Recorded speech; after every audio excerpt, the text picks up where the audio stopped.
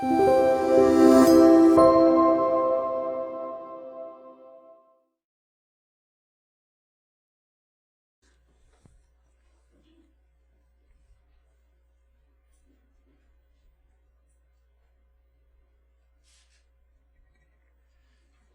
안녕하세요. 너무나도 반갑고 즐거운 안식일 하나님의 존전에 모이신 여러분 모두를 진심으로 환영합니다. 오늘은 자유를 포기한 종이라는 제목을 가지고서 여러분들과 함께 하고자 합니다. 우리 다 함께 출애굽기 21장 2절로부터 6절을 보도록 하겠습니다. 매주 화요일 날 저희가 출애굽기를 공부하는데요. 지난 화요일까지 출애굽기 20장을 마쳤습니다. 21장의 내용을 보는데 오늘은 안식일에 21장의 첫 부분을 함께 하고자 합니다. 우리 출애굽기 21장 2절로부터 6절 다 찾으셨으면 함께 마음으로 읽도록 하겠습니다. 제가 봉독하겠습니다. 네가 히브리 종을 사면 그는 6해 동안 섬길 것이요 7째 해에는 몸값을 물지 않고 나가 자유인이 될 것이며 만일 그가 단신으로 왔으면 단신으로 나갈 것이요 장가 들었으면 그의 아내도 그와 함께 나가려니와 만일 상전이 그에게 아내를 주어 그의 아내가 아들이나 딸을 낳았으면 그의 아내와 그의 자식들은 상전에게 속할 것이요 그는 단신으로 나갈 것이로되 만일 종이 분명히 말하기를 내가 상전과 내 처자를 사랑하니 나가서 자유인이 되지 않겠노라 하면 상전이 그를 데리고 재판장에게로 갈 것이요 또 그를 문이나 문설주 앞으로 데리고 가서 그것에다가 송곳으로 그의 귀를 뚫을 것이라. 그는 종신토록 그 상전을 섬기리라. 지난주에 뉴스에 나왔던 한 기사입니다. 네 주인이 누구냐? 군포 아파트서 경비원 폭행. 내용인 즉슨 그렇습니다. 일일자 오마이뉴스에 따를 것 같으면요, 지난달 5일 6시에 경비원 A씨가 단지 내에 불법 주차된 한 승용차에 불법 주차 스티커를 부착했답니다. 그랬더니 잠시 후에 나타났던 해당 승용차의 소유주가 또 유치원 원장 되시는 분이 그 주차를 단속하고 있었던 경비원을 보면서 삿대질을 하면서 그가 들고 있었던 그 주차 스티커 여러 장이 있겠죠. 그걸 빼앗아 가지고 얼굴을 치면서 내 이놈, 네 주인이 누구냐? 라고 폭언을 하며 어깨를 밀치는 등 4차례나 폭행을 했다고 뉴스에 나왔습니다. 물론 가해자로 지목된 유치원 원장은 모두 거짓말이라고 반박을 했다고 합니다.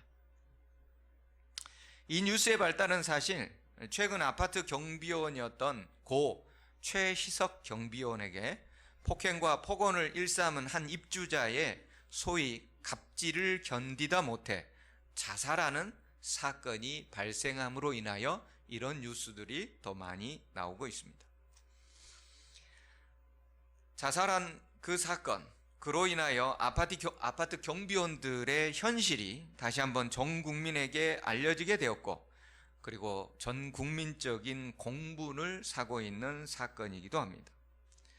수천 년 전에 있을 법한 일들이 오늘날 바로 우리 옆에서 아파트 동에서 일어나고 있는 것이죠. 네 이놈, 내 주인이 누구냐? 물질은 풍부해졌지만 점점 정신들은 삭막해져 갑니다. 옛말에 백지장도 맞들면 낫다는 속담이 있었는데 이제 그런 속담은 무색해졌습니다. 저마다 자기 중심성에서 벗어나지 못하고 저마다 자유인인 것 같지만 사실은 자유롭지 못하게 살아가고 있는 현 시대입니다.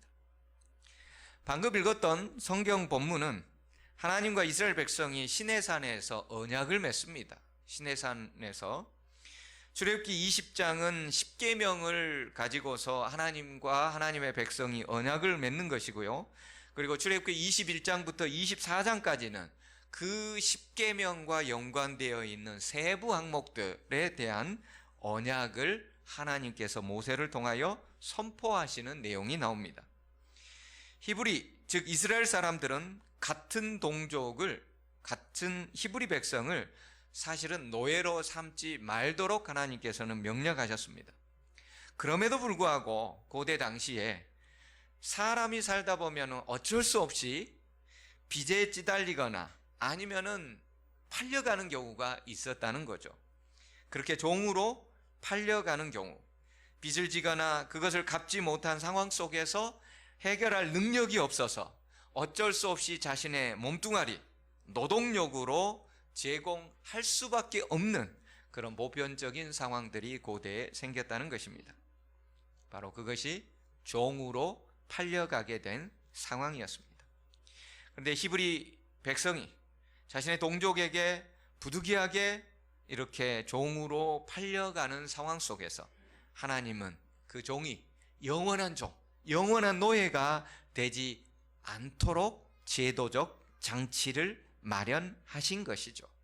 그게 오늘 본문의 내용입니다. 네가 히브리 종을 사면 그는 6해 동안은 너를 섬길 것이지만 7째 해에는 몸값을 물지 않고 나가 자유인이 되게 해주라. 그래서 이 7째 해를 우리가 흔히 들어봤던 뭐라고 하는 것이죠? 안식년이라고 하는 것이죠. 안식년은 안식일에 확장된 개념입니다. 그렇다면 우리가 안식일과 안식년을 연관해서 생각해 본다면 안식일은 단순히 노동에서 쉬는 날이 아닙니다. 자유의 날, 자유인의 날, 모든 주인의 속박으로부터 해방되는 날. 그래서 안식일은 우리가 모든 일주일 동안에 지었던 모든 죄로부터 다 해방되어서 하나님과 함께 진정한 자유인으로 기쁨을 만끽하는 그러한 날인 것을 우리가 알 수가 있습니다. 만일 그가 단신으로 혼자 총각의 몸으로 왔다면 단신으로 나갈 것이요, 장가 들었으면, 즉 결혼을 한 상태에서 처자식을 데리고 왔으면 안식년이 됐을 때 자유인의 신분은 그 처자식들도 모두 자유인으로 나갈 것이다 라고 언명하고 있는 것입니다. 이 내용은요, 신명기 15장에서 하나님께서 다시 한번 확장해서 더 명확하게 설명합니다. 땅에는, 내가 살아가고 있는 땅에는 언제든지 가난한 자가 그치지 아니하겠으므로 내가 내게 명령한 것을 이루노니 너는 반드시 네 땅에서 네 형제 중 곤란한 자와 궁핍한 자에게 내 손을 펼지니라. 네 동족 히브리 남자나 히브리 여자가 네게 팔렸다 하자. 만일 6해 동안 너를 섬겼거든 7째 해에는 너는 그를 놓아 자유롭게 할 것이요, 그를 놓아 자유하게 할 때에는 빈손으로 가게 하지 말고, 빈손으로 보내지 말라고 그랬어요. 네 양무리 중에서와 타작 마당에서와 포도주 틀에서 그에게 후히 줄지니 곧 네 하나님 여호와께서 네게 복을 주신 대로 그렇게 줄지니라. 종으로 팔려온 사람이 6년 동안 일을 합니다. 죽도록 일을 합니다. 낮이나 밤이나 그 주인을 섬기기 위해서 일을 합니다. 7년째 자유하게 되었는데 그때 만약에 그가 빈손으로 나가게 된다면, 팔려올 때도 뭐가 없어서 팔려왔는데요? 돈이 없어서, 땅이 없어서, 집이 없어서, 담보대출 할 게 없어서, 맨몸뚱아리 하나밖에 없으니까 팔려왔는데 7년이 되어서 안식년이 되어서 또 나가는데 맨몸뚱아리만 나가면 어떻게 되겠어요? 당시 사회 상황 속에서 그가 먹고 살 길이 전혀 없는 것입니다. 그러면 며칠이 못 돼요, 아니 몇 달이 못 돼요, 그는 뭐로 다시 들어오게 돼 있어요? 다시 종으로 되어서. 그래서 누가복음 15장에도 아버지 재산을 가지고 가서 다 써버리고 났을 때 그가 할 수 있는 게 뭐밖에 없어요? 종으로 들어가는 수밖에 없어요. 남의 집에 종으로 들어갈 수밖에 없어요. 그러니 아무것도 없이 안식년에 내보내게 된다면 그는 다시 얼마 가지 않아서 종으로 들어올 수밖에 없습니다. 그러니 빈손으로 내보내는 것은 그 종에게 의미가 없습니다. 여기 한 사진이 있습니다. 미국의 노예들입니다. 미국의 노예들을 해방하기 위해서 누가 노력했어요? 아브라함 링컨이 노력을 했습니다. 1863년 1월 1일자 당시 미국 대통령 아브라함 링컨은 미국의 모든 노예들을 해방한다는 선언문을 발표합니다. 미국 전 지역에 있는 모든 노예들은 1월 1일 1863년 1월 1일자로 전부 해방한다는 자유라는 선언을 하게 되었습니다. 그런데 이 선언을 두고서 우리들은 야 아브라함 링컨 대단하다라고 얘기하지만 막상 미국에 가서 보면은 그럴 형편이 되지 않습니다. 왜요? 이 선언을 두고서 아쉬워하는 사람이 너무나 많은 거예요. 물론 언제 주인의 혹사와 학대에 죽을지 모르는 노예라면 당장 도망가야 될 형편에 처해 있는데 해방된 것만으로도 대단히 행복하고 대단히 기뻤을 것입니다. 하지만 다수의 흑인 노예들은 해방되어 자유의 신분이 된다 할지라도 그들은 당장 집이 있나요? 당장 저축해 놓은 돈이 있나요? 아니면 당장 그들이 경작할 먹고 살 땅이 있나요? 아니면 그들을 고용해 줄 직장이 있나요? 배운 게 있나요? 기술이 있나요? 아무것도 없습니다. 그들은 당장 해방되어서 먹고 살 수 있는 기반이 전혀 없었던 것입니다. 그래서 실제적으로 남부에서 노예 해방을 했지만 갈 수가 없어서, 갈 데가 없어서 먹고 살 길이 없기 때문에 여전히 주인의 노예로 예속되어 살아가는 경우가 다반사였던 것입니다. 1863년 1월 1일 노예 해방 선언문은 선포되었지만 현실적으로는 여전히 노예 상태를 벗어날 수가 없었던 것이죠. 그렇기 때문에 노예를 해방할 때는 뭐까지 줬어야 돼요? 토지개혁을 통하여, 화폐개혁을 통하여 그들에게 재난지원금을 주었어야 되죠. 재난지원금을 지어주어서 그들이 당장 몇 달, 적어도 한 해 거리는 살 수 있는 기반을 마련해 줬어야 그들이 또 살 수 있었던 것입니다.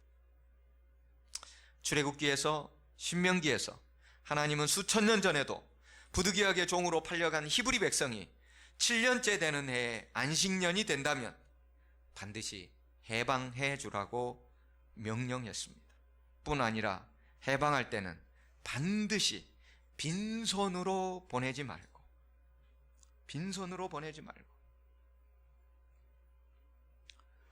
후하게 쌀을 주되 돌 섞이고 여러 가지 쌀겨가 잔뜩 들어있는 것 대충 주지 말고 주인인 내가 가장 먹기 좋게 해놓은 그 쌀을 주라는 거예요. 소를 주되 비실비실 말라서 언제 죽을지 모르는 소를 마지못해서 주지 말고 가장 살지고 가장 좋은 암소, 언제든지 새끼를 낳되 적어도 10년 동안 10마리는 날 수 있는 그러한 암소를 챙겨서 보내라는 거예요. 그렇게 후히 준다면 네 하나님 여호와께서 내게 복을 주신 그대로 그렇게 주어라.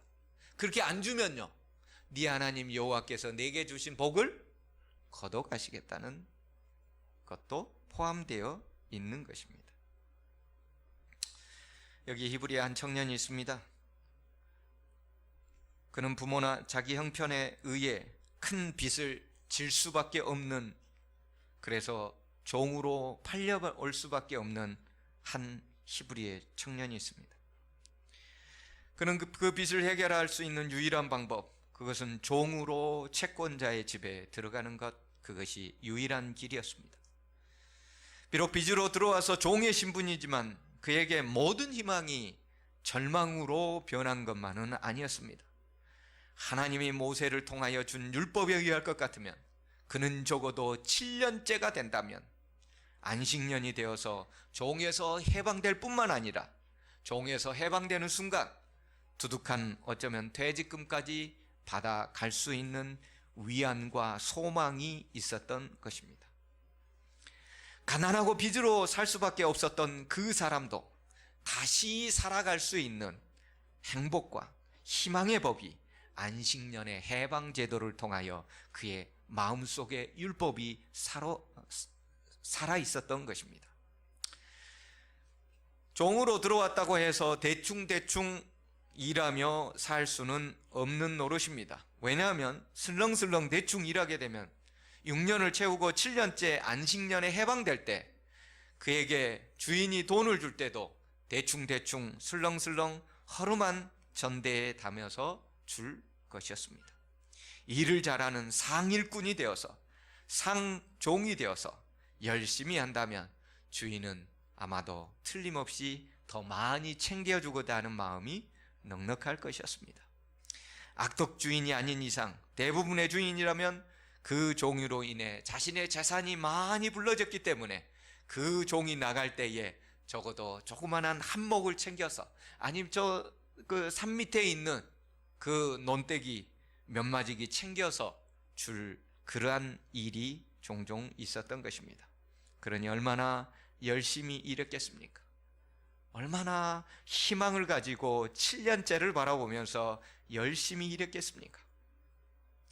나중에 나갈 때 퇴직금 통장이라도 두둑히 받아서 땅을 사건 사업할 종잣돈이 되건 뭔가를 할 수 있는 기대와 소망이 그에게 있었던 것입니다. 열심히 일을 합니다. 한 1년 정도 되고 나니까 주인도 마음에 들어하고 자신도 이제 뭔가 다소 여유가 생겨서 이래저래 사람들도 눈에 들어오기 시작합니다. 이 사람 저 사람 눈에 들어오기 시작하니 자신의 처지에 있는 사람들도 보이기 시작하는 거예요. 거기에는 자신과 처지가 너무나도 비슷한 한 아름다운 여종이 눈에 보이기 시작하며 마음속에 가슴속에 점점 보고 싶은 마음들이 점점 싹트고 난 다음에 뭐가 생기는 거예요? 사랑이 생기는 거예요. 종들도 사랑합니까? 종들도 사랑합니다. 결혼도 합니까? 결혼도 합니다. 그래서 주인이 그것을 눈치채고 뭐도 시켜주는 거예요?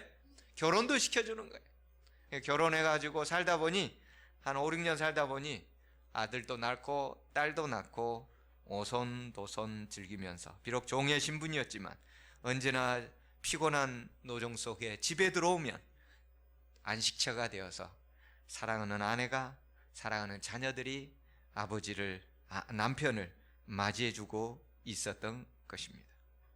그런데 세월은 흘러 드디어 이제 6년이 다 채워져 갑니다. 이제 곧 7년째가 되면은 모든 종들은 다 해방이 되어 자유인의 신분으로 되어가는 것입니다. 좋은 일입니까? 신나는 일인가요? 생각만 해도 기쁩니다.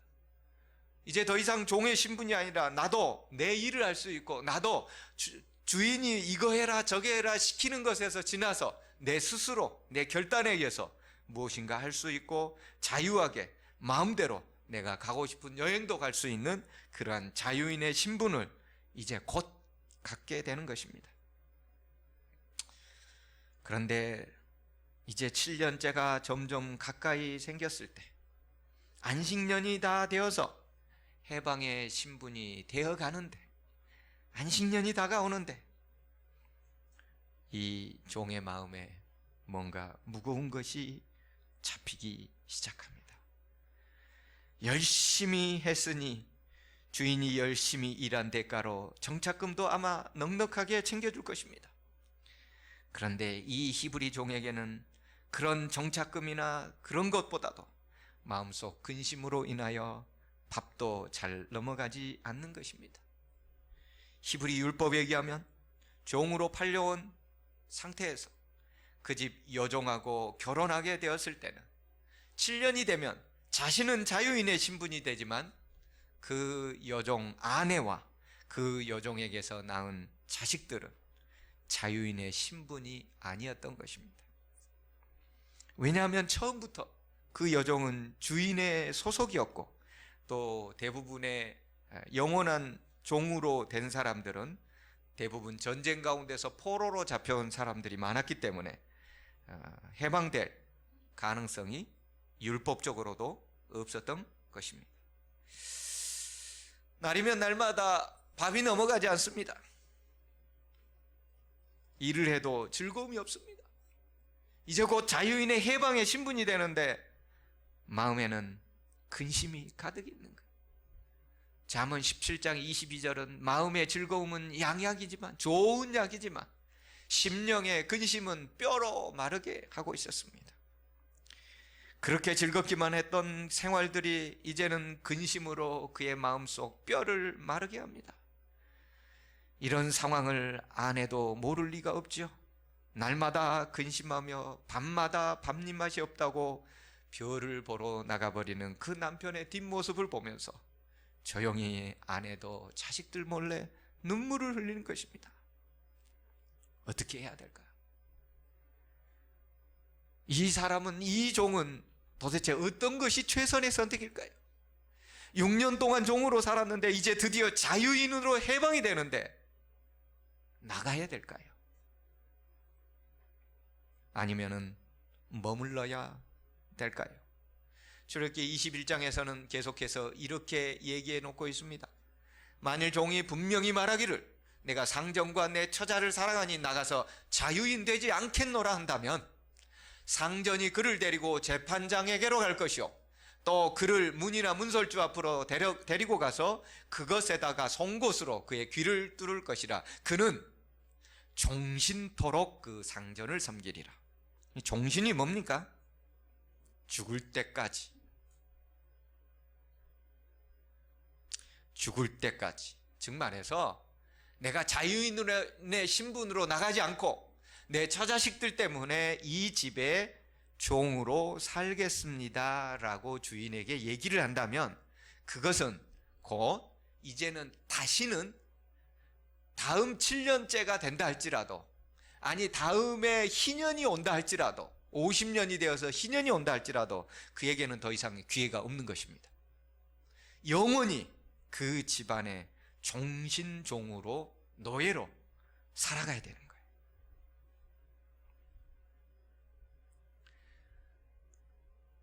자, 여기 선택의 시간이 되었습니다. 여러분이 만약에 이 히브리 종이라면 여러분은 어떤 선택을 하겠습니까? 한편에는 영원한 자유가 있습니다. 스스로 여행도 다닐 수 있고 돈도 넉넉하게 주인이 챙겨준 것으로 맘만 먹으면 새로운 삶, 새로운 부인, 새로운 자식들, 더 좋은 집, 더 많은 돈들을 벌어서 저 푸른 초원 위에 그림 같은 집을 짓고 살 수 있는 자유의 기회가 있는 것입니다. 다른 한편에는 사랑하는 처자식과 함께 살기는 하지만 그 집 주인의 영원한 노예가 되어야 합니다. 다시는 자유인이 될 기회가 없습니다. 귀가 뚫려진 채로 다른 사람들 보더라도 귀 뚫린 자, 영원한 종이라는 꼬리표를 평생 달고 다녀야 되고, 자식들도 그 아버지를 보면서 영원한 이 집의 종이라는 표대기를 그들은 달고 다녀야 되는 것입니다. 자, 여러분이라면 어떤 길을 선택하시겠습니까? 한편에는 영원한 자유, 그렇지만 사랑하는 자식들은 없습니다. 한편에는 사랑하는 자식들은 있습니다. 하지만 영원한 노예의 신분으로 살아가야 됩니다. 매일매일 남편의 동정을 살피고 있는 부인도 차마 무슨 말을 꺼낼 수가 없습니다. 그저 숨을 죽이고 이 일이 남편이 어떻게 선택할지를 그저 조용히 눈물로 지켜보고 있는 것입니다. 어느덧 이제 만 6년의 종살이 노예살이가 이제 내일이면 마감됩니다. 7년의 안식년이 주어지게 되고 드디어 이제 자유인의 신분이 이제 곧 다가옵니다. 몇 날, 몇 주, 몇 달을 고민하던 그 히브리 종이 이제 드디어 자신의 결심, 자신의 결정을 얘기하기 위하여 주인님을 찾아갔습니다. 그리고 주인에게 이렇게 입을 댑니다. 주인님, 저는 제 처자식을 너무나 사랑하여 자유인이 되는 것을 포기하겠습니다. 영원히 주인님의 종으로 남겠습니다. 그 말이 진심으로 하는 말인가? 주인은 다시 한번 그의 진심을 물어봅니다. 네, 주인님, 저는 영원히 주인님의 종으로 남아 제 처자식들과 함께 살겠습니다. 주인은 다시 한번 물어봅니다. 정말 그렇게 하려는가? 네, 저의 결심은 영원한 종으로 사는 것이 저의 결심입니다. 주인은 그 종을 데리고 재판장에게로 갑니다. 그리고 그 종의 귀를 성문에 대고 문짝에 대고 큰 송곳으로 쾅쾅쾅 들었습니다. 집에서는 누가 기다리고 있을까요? 어린 자식들을 보면서 이 아내가 노심초사하며 기다리고 있습니다.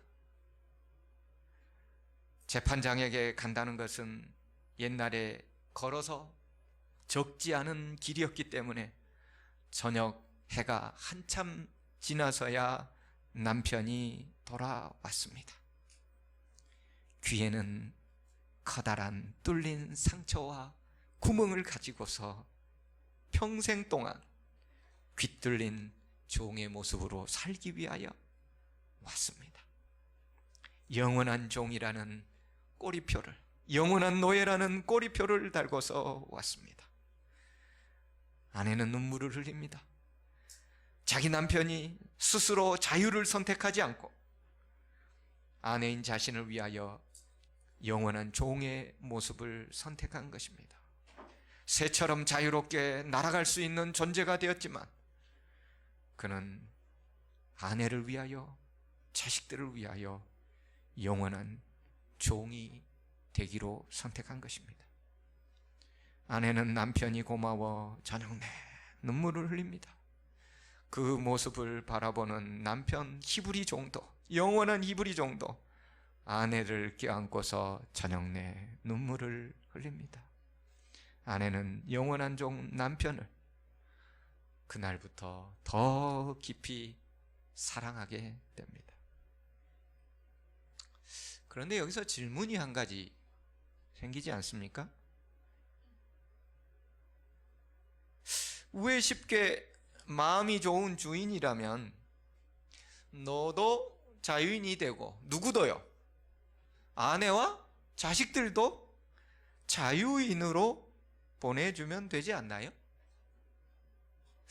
아니 꼭 신명기 출애굽기에는 꼭 이렇게 기록해 놔가지고 적어도 이게 하나님이 기록해 놓은 글 아닙니까? 인간들이 어떻게 하다 보니까 그 당시에 종이 너무 아까워서 한다면 이해가 가지만 어떻게 하나님이 이렇게 기록을 해 놓을 수가 있나 이겁니다. 의문이 생기는 거예요. 하나님이라면 율법을 만들 때 히브리 종과 그 처자식들 모두 다 자유인으로 보내라 라고 율법으로 명령하면 되는 것이지 꼭 이렇게까지 해서 그 집안을 찢어놓거나 그 남자가 자유인으로 나간다 할지라도 평생 그의 마음 가운데 편하겠습니까? 그 부인은 자기 때문에 영원히 노예로 앉아있는 그 남편을 바라볼 때 마음이 편하겠습니까? 그렇다면 왜 하나님께서는 굳이 이렇게 기록을 해 놓으셨을까? 오늘날의 시각으로 바라본다면 단순하게 보이기도 합니다. 보내면 되지. 그렇지만 그 당시 3500년 전의 시각은 그렇지 않습니다. 전쟁 중에 포로로 종신의 노예, 종신의 종으로 삼는 경우가 전쟁 포로 중에는 대부분인데, 뿐 아니라 고대 세계에서 종은 사실 종의 모두 주인의 재산입니다. 그 자식들까지, 손주들까지 자자손손 대대로 다 그 집안을 섬기는 재산이지 어떤 인격이 있거나 그런 모습이 아닌 것입니다. 여러분, 오늘날에도 부모에게서 받은 유산, 땅도 동생에게 잘 나눠줘요, 안 나눠줘요? 등기를 일단 필하고 나면, 형수님 생기면 잘 줘요, 안 줘요? 여러분, 형제간에도 땅 안 줘요. 근데 3500년 전에 노예는 재산인데, 보통 재산이 아닌데 그 자식들까지 계속 나면 그게 어마어마한 재산이 늘어나는 건데 그거 그냥 자유롭게 줘요, 안 줘요? 이게 가능하려면 오늘날에 삼성가나 아니면은 롯데의 형제간의 재산 분쟁이 전혀 없어야 돼요. 오늘날에 그 많은 재산을 받았음에도 불구하고 더 많은 것 안 준다고 소송하고 온 국민 전 세계 앞에 부끄러움을 모르고 더 가져보겠노라고 소송에, 재심에, 재청구에, 항소에 줄을 잇고 있는데 노예를 그냥 해방시켜줘요? 그럴 것 같으면 여러분들이 통장에 가지고 있는 돈을 가난한 사람에게 오늘 지금 당장 나눠주는 것이 훨씬 더 쉬운 일이 될 것입니다. 그만큼 어려운 일이에요. 거의 불가능한 일입니다. 그런 상황 속에서, 그런 환경 속에서 하나님께서는 이런 제도나마 만들어 놓으신 거예요. 그런데요, 여기에 또 다른 더 깊은 목적이 있는 것 같아요. 그것을 어디서 찾을 수 있냐면 본문에서 찾을 수가 있어요. 그렇게 종이 내가 자유하지 않겠노라고 얘기하면은 상전이 그를 데리고 재판장에게로 가라고 되어 있어요. 근데요, 여러분들의 성경을 볼 것 같으면 재판장에게 일해가지고 각주가 되어 있는데 제일 밑을 보면은 성경책에 나와 있어요. 일해가지고 뭐라고 나와 있어요? 하나님이라고 나와 있어요. 이 각주를 해가지고 제일 밑에 하나님으로 나와 있는 이 말은 뭐냐면 원어에는 하나님이라고 기록해 놨다는 거예요. 그러니까 성경에서 재판장으로 한글말에는 해석을 해놨지만 원어는 하나님에게로 가라는 거예요. 그러면 여기 있는 문도 뭐예요? 성문이죠. 즉 말해서 이것은 단순히 종이 해방된다는 7년적 안식년의 자유인에 대한 얘기가 아니고 하나님, 성문, 성소제도, 해방, 죄에서 해방, 영원한 자유와 연관되게 하나님께서는 기록해 놓고 있다는 것을 우리가 재판장, 즉 하나님이라는 단어에서 힌트를 얻을 수가 있는 것이죠. 이 사건은 성소에서 일어났던 한 사건을 우리에게 얘기해 주고 있습니다. 하늘의 성소에서 예수님은 우리를 너무나 사랑하셨습니다. 그분은 하늘에서 언제든지 얼마든지 자유할 수 있었습니다. 하늘에서 천천만만의 천사들과 그들의 섬김을 받으면서 자기 자신이 원하는 곳을 여행 다니면서 얼마든지 즐기며 자유로이 살 수 있었습니다. 하지만 그분은 그 자유를 포기하십니다. 기꺼이 인간의 육신의 몸을 입으시고, 그리고 성경은 얘기합니다. 종의 모습으로 오셔서 인간을 섬기셨다. 영감적인 기록은 그 시대의 소망이라는 책에서 제목을 이렇게 기록해 놓고 있습니다. 종의 종, 그냥 종도 아니고 종의 종으로 오신 예수 그리스도에 대해서 소개를 해주고 있는 것입니다. 그분은 영원한 자유를 포기하시고 기꺼이 우리를 섬기기 위해 종으로 이 땅에 오셨다고 말씀합니다. 말씀 하나님이 육신이 되어 우리 가운데 사신 것은 당신의 아내인 이 땅의 교회, 당신의 자녀들인 이 땅의 우리들을 영원히 사랑한다는 표시였던 것입니다. 세조계식을 통하여 그분은 몸소 허리를 굽히시고 우리의 발을 씻겨 주셨습니다. 종이 되신 것이죠. 뿐만 아닙니다. 그분은 갈바리 십자가의 나무에다가 송곳보다도 훨씬 큰 대못으로 영원히 지어지지 않는 구멍의 흔적을 남기셨죠. 한 곳도 아니고 네 곳 큰 구멍의 흔적을 남기신 것입니다. 이 모든 것이 바로 당신의 아내인 이 교회를 사랑한 그분의 사랑이었습니다. 당신의 자식들인 우리들을 사랑하기 때문에 당신의 자유를 포기하고 스스로 영원한 종이 되어 그 몸에 큰 구멍의 상처를 남기신 것이었습니다.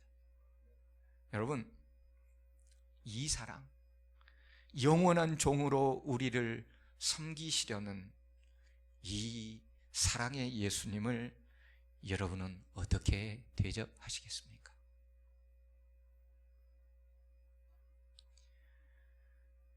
귀가 뚫린 히브리 종을 아버지로 둔 자녀들이 이제 조금씩 커가면서 궁금한 게 생겼습니다. 어느 날 아버지의 귀에 뚫린 커다란 구멍의 흔적을 보고서 질문합니다. 아빠 귀에 난 그 구멍은 어쩌다가 그렇게 생긴 거야?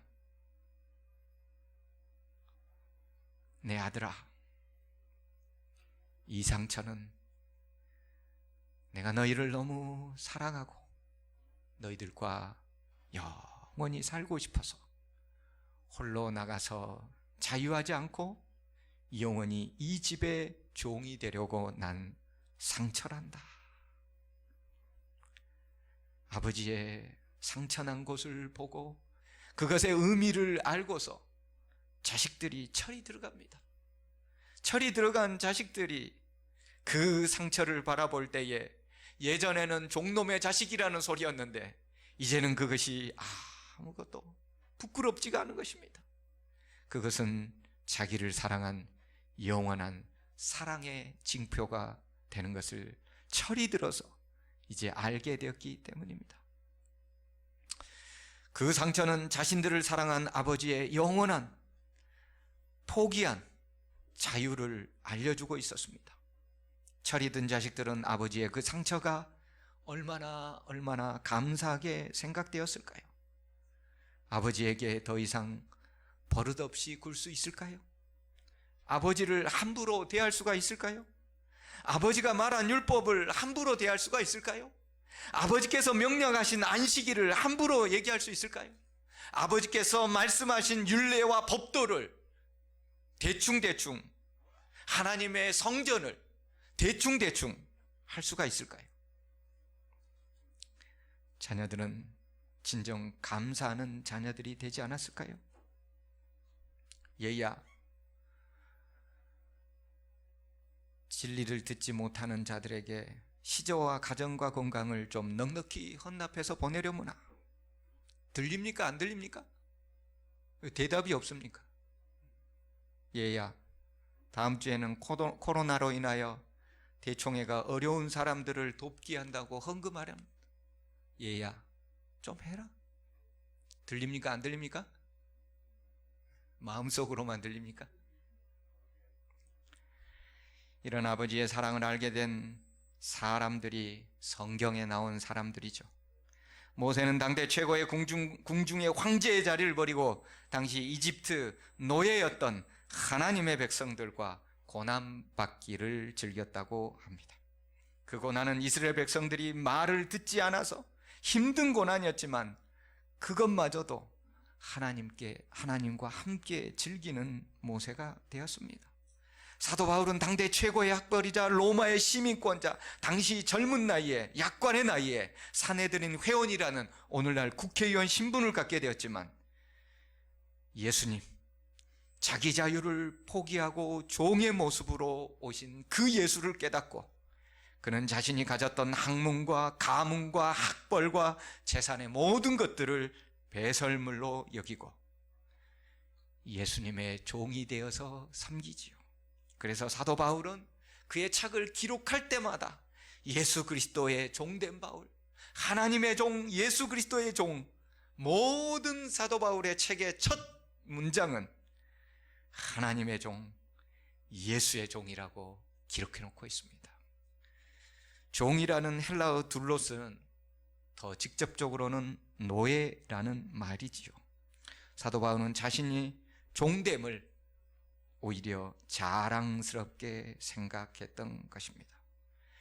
애굽의 호화스러운 부와 명예를 그리스도를 위해 기꺼이 버리고 종의 모습으로 섬겼던 모세, 이스라엘 최고의 지위를 젊은 약관의 나이에 얻게 된 것을 하늘의 지위와 자유를 기꺼이 포기하신 예수님을 위해 자신도 이 세상에서 누리는 지위, 자유를 기꺼이 포기했던 사도 바울, 그들도 하늘나라에 갑니다.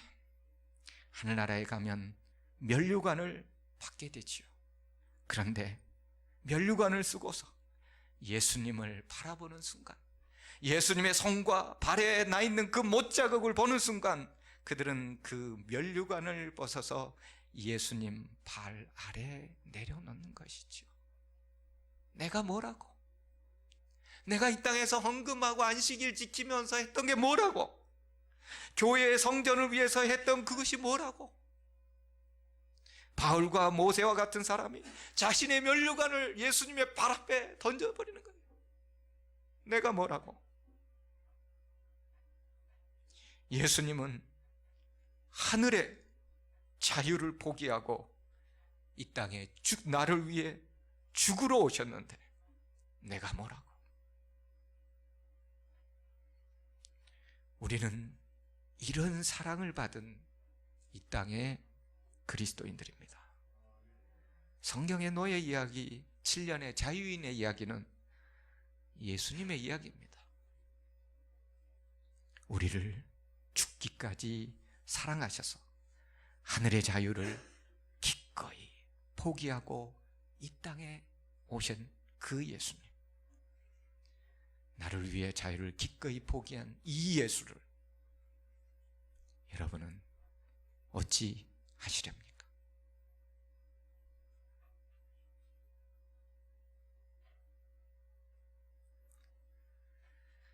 하나님, 예수님 이야기를 들려주셔서 감사합니다. 하늘의 자유를, 하늘의 보화를, 하늘의 평안을, 하늘의 호화스러움을, 하늘의 풍악을 다 그치시고 이 땅에 나를 위해, 나를 살리기 위해, 나를 살려 영원히 살기 위해 기꺼이 하늘의 자유를 포기하시고 이 땅에 죽기 위해 영원한 죄의 노예로 오신 그 예수님, 우리가 멀리하지 않도록 도와주시옵소서. 이제는 철이 들 수 있도록 인도해 주시옵소서. 코로나와 세상의 각종 모든 지표들이 우리 주 예수 그리스도 이 땅에 다시 오심이 가까이 이르렀음을 알려주고 있는 바로 이 순간, 우리 주 예수 그리스도, 나를 죽기까지 사랑하신 그분을 위해 우리도 기꺼이 우리를 내어드리는 이 시대의 모세, 이 시대의 사도 바울과 같은 존재들이 되도록 인도하여 주시옵소서. 예수님 이름으로 간절히 기도합니다. 아멘.